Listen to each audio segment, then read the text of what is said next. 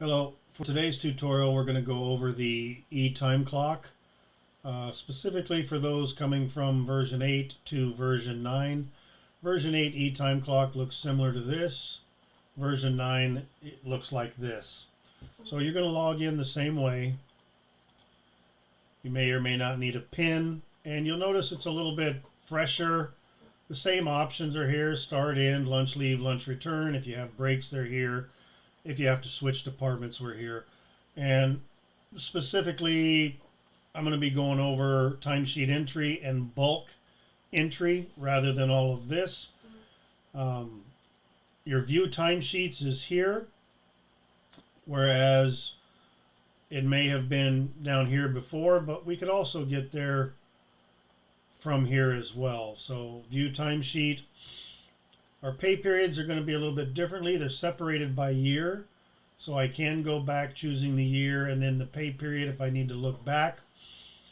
I can click on this to see if I have any missing punches. Right here in red, I do see that I do have some missing punches that need to be taken care of. Print timesheet is similar to before. It's going to print the timesheet in a little bit different format than you're seeing on the view timesheet. I can see all my totals, everything here. I can print this off. Click return to get back to my view here. I can approve the timesheet with this here. These work the same as they did in the old version. I do have the ability up here for English, Spanish, and now French, for those that prefer different languages there. So we're going to get right into here. PTO banks, it is what it is. PTO request list, this is a little bit different. I now have a calendar view of my requests, but I can also click on the PTO list to see what I'm used to seeing here with my pending and my approved. I could go back here and look for the year 2025 and see all of those. On my calendar view here, I can go by month. Look at January, nothing in January. Go to 2025. And I don't really see anything in here. So we'll go back to February 2026. I can see that I do have an approved for sick for 8 hours here. I can add a new request, and it's similar as before. The date, whether it's all day or not. This is important because if I'm only taking a half a day off and I'm scheduled, I want to make sure I uncheck this, put the time that I want to take off or be approved to take off in here, the number of hours that I'm taking, the particular type that I'm using, then generate, it looks good, confirm it, and it's generated. So I'm good there. I can see it's pending. If it were rejected, it would be in red. So that's my PTO request. Very similar to before, just kind of a different look, if you will. If I am assigned to a schedule, I will be able to see that schedule through my menu items up here. I have the timesheet entry, new transaction. This is similar to before. Whatever options you've been given up here, maybe bulk, and then if you've got different types of bulk time you've been given access to, start date, and the start time, the number of hours you worked, a note if that's available to you and necessary, your job and client or whatever is pertinent to your organization.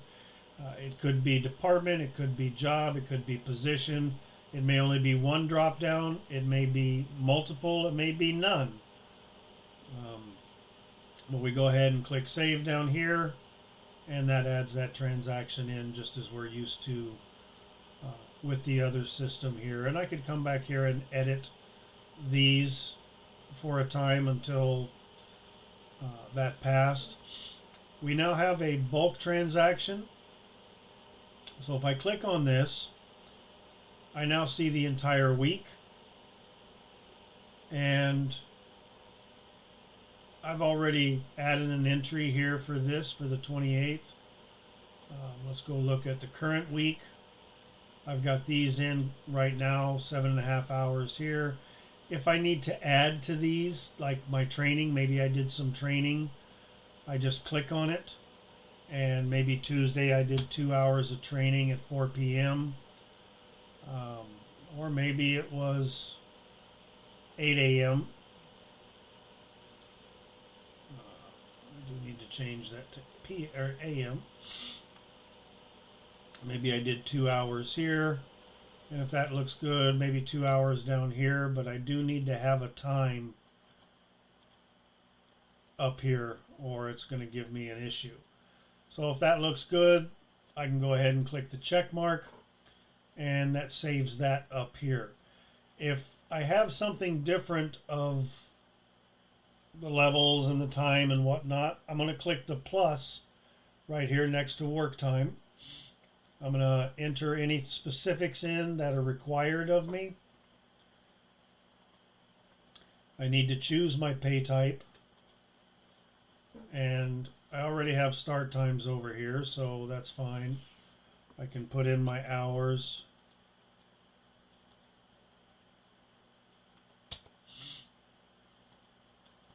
And maybe that, come over here and put a check mark. And now I've got that in here, and I can see my hours start to add up. This is my weekly. These are my totals from each of these. And then down below are my daily totals. If I need to add a note, I can click on the note and just put this in. Now, this is just a demo account right here, so if notes are not needed or not put into the profile to be able to be utilized, they won't appear here. You may or may not need to add jobs or positions or departments. You may need to add more than what you see here. It just depends on your company's setup. So, but this is pertinent to my demo. I could save this as a template so that each week or each pay period that it moves forward, it chooses these, and I can just make modifications as I go. Down at the bottom, leave time, I could click a plus, and maybe I'm going to do PTO of, let's see, Monday starting at 7 a.m. We're going to do 8 hours, and we come over here and click save. Now, that's if you've been given access to enter your own PTO in. Some still have to request it to be approved. Other companies might allow you just to go ahead and add it in. It just depends on the workflow and your particular organization. But this is the bulk transactions that are new, and these have to be turned on. They won't be in there by default for the employees that are just migrating from version 8 to version 9. So these are